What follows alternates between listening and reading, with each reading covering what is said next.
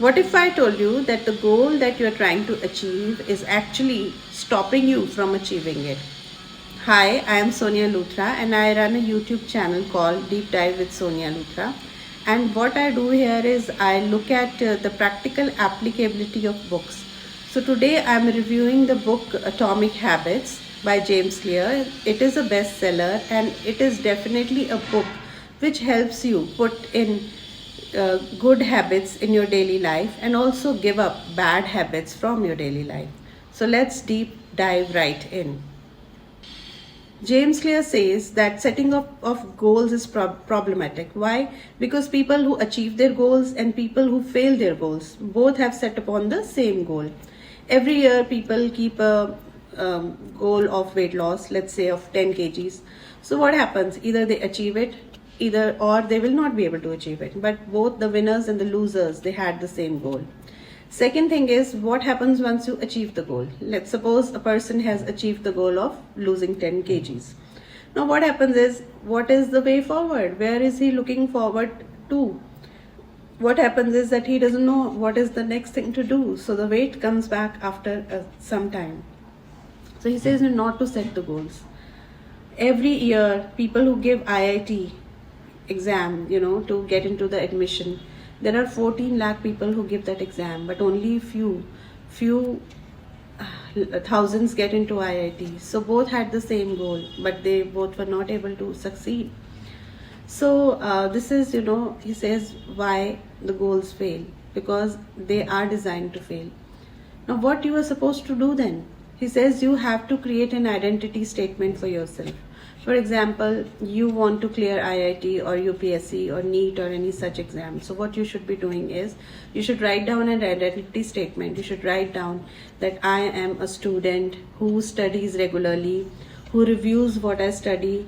I have a plan that is, broken down, let's say, into monthly or weekly plan system, and I stick to that plan, and I organize properly, and I study very hard, and I try to seek help from my mentors and all, and then I am fixated on getting successful in life, and one of the ways for that is clearing IIT. So then you set up a system. So what happens is, even if the student for some matter is not able to get into IIT, he will get into a similar very good institute. That is how powerful these identity based habits are. He says you want to inculcate a healthy lifestyle by losing weight. You write down as an identity statement. You write it down that I am a person who exercises regularly, takes care of my health, doesn't eat junk food, and is conscious of what I am eating, and is conscious of my overall lifestyle. But then you will tell me that I do nothing of the sort. I eat a lot of junk food, and I cannot stop craving for sweets, and I don't go to the gym or exercise regularly. But why should I write it down? Or if there is a guitar player or there is a mountain climber who says that, okay, I want to become a mountain climber, but I have not done this so far. So how can I write down this identity statement? See, what happens is, once you write down this statement, I tell you, you write down the statement, okay? But then you don't have the proof of any of this thing. Your mind doesn't have proof. You've not done anything. That's why you're telling me that you've not done anything of this sort. So now we have to start giving ourselves the proof. If, let's say, you want to start climbing mountains, so you go and buy yourself running shoes or good appropriate mountain shoes. That is the first step you took. Second step could be that you have researched like which are the easy treks to start, or you join a mountain club, or you join some group on Facebook, and you start researching, you start reading, and maybe once in a while you go and climb a small mountain. So now what has started here is a identity proof that you have started giving your mind. Now your mind is putting seals, it is voting for this new identity of yours. So when you do small things, tiny changes, James Clear says that it is tiny changes are very powerful. Small change, 1% change, If compounded annually, 1% change can bring about a 37% change in your personality. So if you are hellbound on improving yourself, creating a new identity for yourself, make a change, only tiny change, 1% change. And over a year, you will see that you have changed a lot for better. James Clear says that there are 4 laws to behavior change. First one is cue, second is craving, third is response, and the fourth one is reward. Let's understand what these are. The first one is cue. Cue means make it obvious. Giving yourself the cue. What you have to do is that you have to follow a technique called habit stacking. Something you already do and something you want to do. Just stack it just above or just after it. For example, after I pour my morning cup of coffee, I will sit down and meditate for next 5 minutes. Simple to start. So let's say after I brush my teeth at night, I will check all the doors and lights in the house. You want to put this new habit? Okay. Secondly, he says that you have to design your environment around your habit that you are trying. For example, if you are trying to eat healthy and you want your family to start eating healthy, remove all the junk food from the kitchen. Don't go to supermarkets where they sell sugary and processed food. Don't bring it into your house. Just keep handy some healthy snacks that you make at home yourself, or some salads or some fruit in the fridge for your kids. Don't bring in any sugary drinks for your kids. Make some cold beverage at home. So design your environment to start this new habit, whatever you are trying to bring about in the change in your family or yourself. The second law, he says, is the craving. That is, make it attractive. You should be wanting to do this. Now there is another technique he gives here, is called temptation bundling. Suppose at 2 p.m. every day you sit on your sofa and you watch TV. What you can do is make a cup of green tea and have it alongside. Or suppose you want to watch your favorite TV program. Bring your treadmill from where you can watch that TV. So you are watching that TV, enjoying your series, and along with that, you also doing what you need to do, that is 20 minutes of treadmill exercise.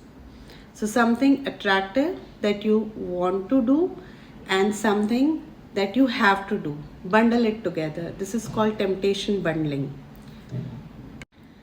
Then he says you can have some social influence on yourself. Join a club. If you want to learn guitar, be in the company of people who are learning guitar. Go for some jamming sessions. If you want to climb a mountain, go for trekking alongside some friends. If you want to do running, join a morning club or a weekend club where they are running for beginners. So you can do a social club joining for this purpose, where people will also make it attractive for you. The third law he talks about is the response. That is, you should make it easy. Whatever you want to do. Let's suppose, say you are trying to learn guitar. So your guitar should be lying somewhere nearby. If you want to drink more water, okay, so you must have water bottle which is easy to grab and you have to start drinking it immediately. That is, make it easy.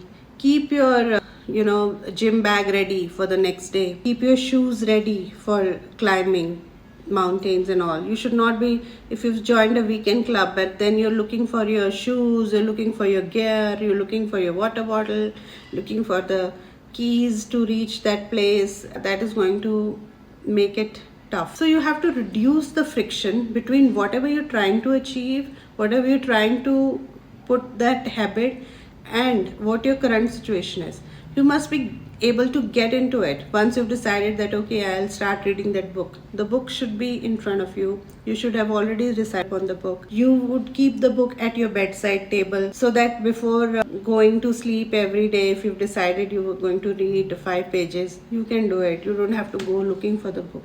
No, that's not going to happen. So you reduce friction between the habit you're going to start and how you're going to start it, and make it easy. That was the third law. Then we come to the final law, that is the fourth law, that says make it satisfying. Yes, he talks about the reward system. James Clear says that whatever is immediately rewarded, you tend to do more, and whatever is punished late, you still do it. So there is an example of cigarette smoking. Everybody knows that cigarette can cause lung cancer, but it causes it later on. So people just keep smoking cigarettes just to get that reward of relieving stress immediately, though it's a bad habit, but it's the best way to explain it. So you need to have a reward system for everything that you've achieved. Suppose a daily quota of drinking water every day you've set upon is, let's say, 4 liters, and you've achieved it. Immediately keep a piggy bank and put 100 rupees note in it on daily basis whenever you achieve it. So by the end of the month, you have an amount that is reward system, where you can go and buy an outfit for yourself. Something like that you can inculcate. You can have a chart, put up a chart where once you complete something, you tick mark it. So all these visual cues, when you give yourself immediate reward system that your brain is giving you, is quite helpful in making things satisfying for you. 4.5 liter of water. So don't skip it another day. Don't skip 2 days in a row of going to the gym. So what happens here is, once you skip 2 days in a row, you tell yourself it's okay. So now what you've done is, you've put yourself a new habit of skipping. Do not skip 2 days in a row. Cardinal rule. I am Sonia Luthra, and you're watching me on my channel Deep Dive with Sonia Luthra. You can subscribe to my channel, and at the end of this video, I have given you 2 habits. One is of weight loss, and another one is about quitting smoking. So go through both of these habits, and I have given how the 4 laws can be applied to these habits, and you can work with those laws. Do give me a comment and subscribe to my channel, because I'll be reviewing more books. You can find some more psychological and self-help books and how they are applicable to your life.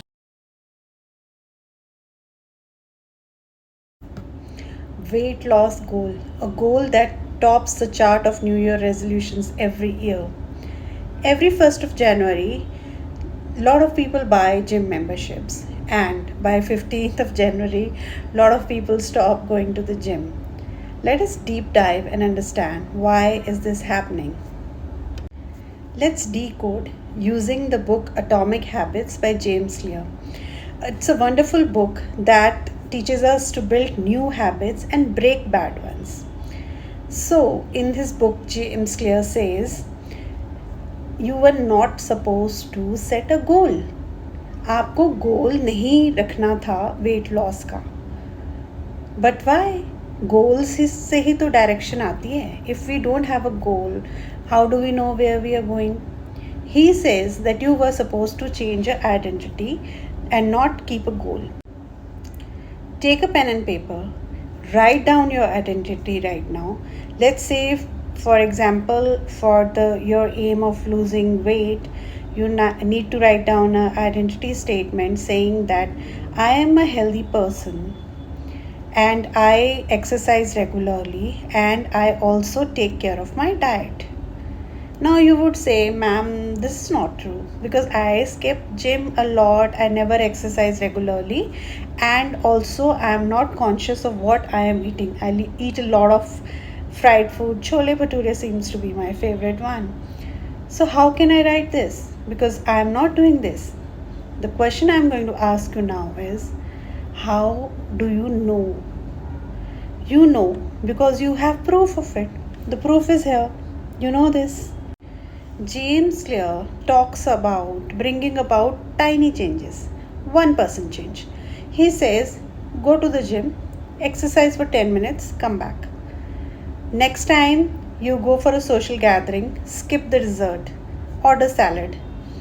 Don't drink a mocktail, go for water. Now, for daily life, all this 1% change is very frustrating. It doesn't bring results. So you wouldn't want to do it. But then come back to your identity statement. You have proof. Now we have to change that proof. By doing these small steps, one by one, you tell your mind that you are changing. By skipping that dessert, you have cast a vote for a healthier version of you. By going to the gym maybe even for 10 minutes, and trust me, once you go you will stay more than that, you have again cast a vote for your new identity. So what happens is you keep casting votes, you keep giving yourself proof that yes, the new identity is being built here.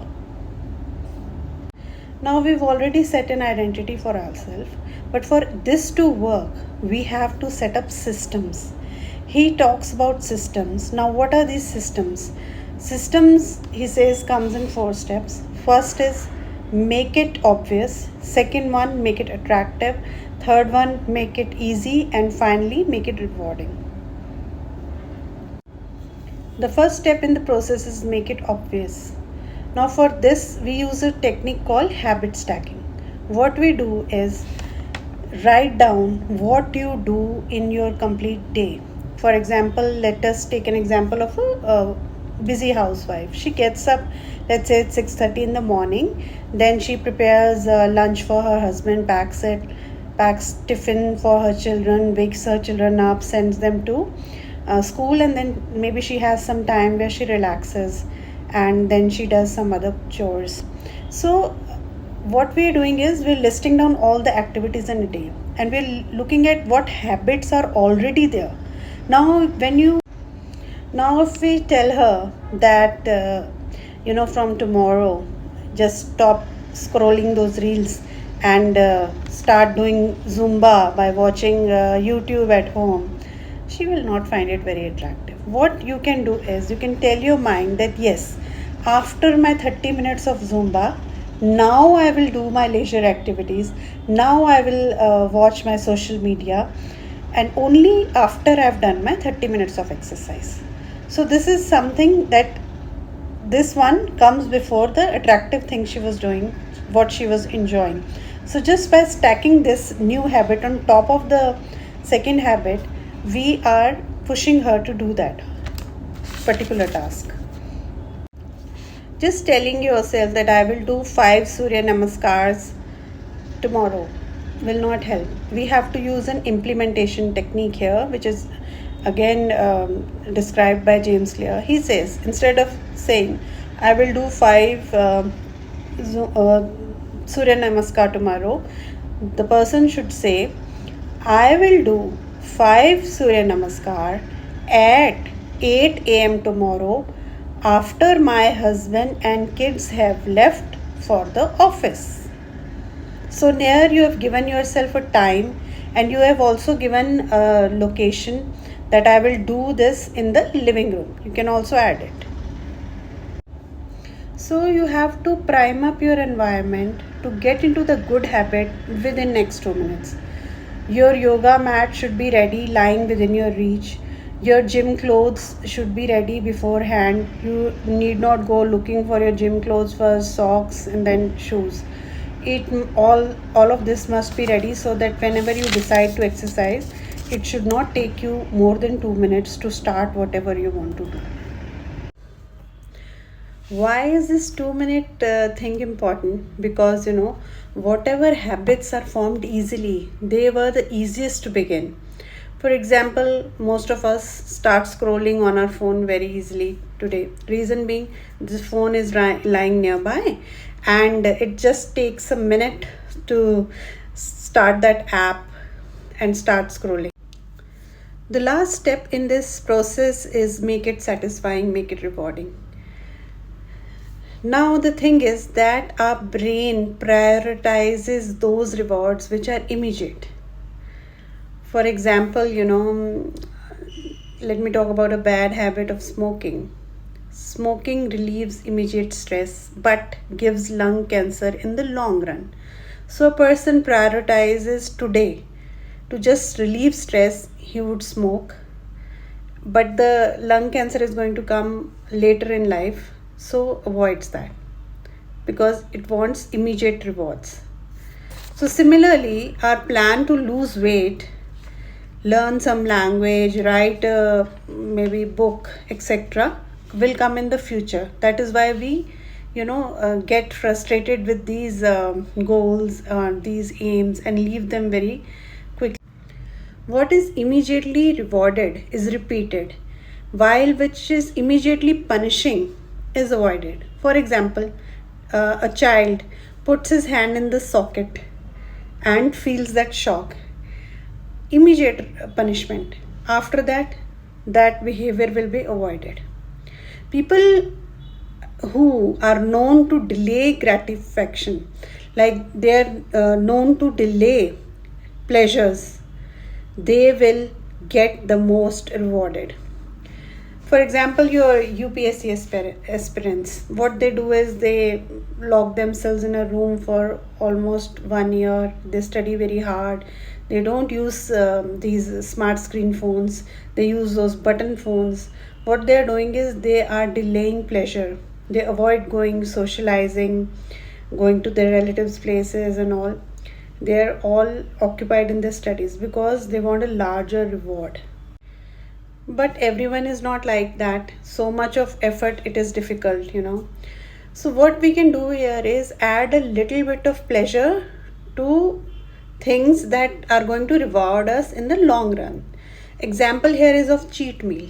Why do you think these dietitians use this concept? Because when you are, for 1 week complete exercise, and then there is a lot of dieting also goes on, they allow you one cheat meal so that you can have some kind of pleasure in the journey that is long.